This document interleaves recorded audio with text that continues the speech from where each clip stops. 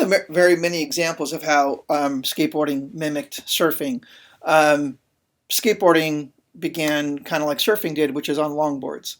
So they were just long planks of wood. And you were very limited to what you could do on these things. You really couldn't maneuver that much.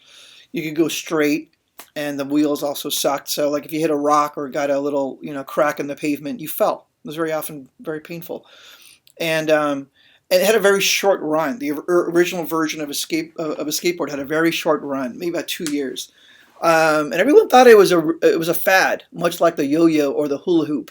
Just a toy, and no one really obviously thought it was going to last. So it had a little run, and it kind of went away. All right, let's kind of shift gears a little bit. Kind of a history about what was happening in America.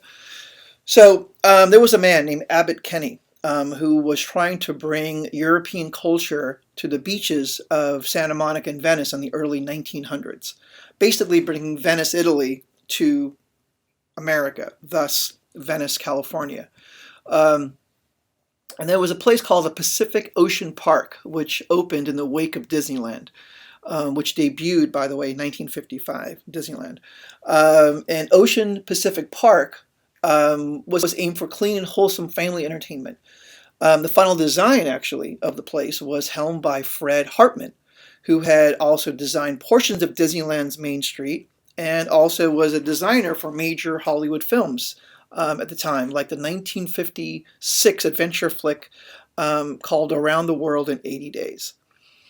So when Pacific Ocean Park opened in 1958, July of 1958, also called POP, it was basically like the thing. It was an amusement park that married Venice Beach's kitschy seaside carnival culture with space-age modern architecture of the late 1950s. It was more. It was more than that, really. It was kind of like Disneyland meets SeaWorld and the circus on a pier in Southern California. I mean, you had rides, you had games. It was kind of like a carnival. You had sea animal shows like SeaWorld.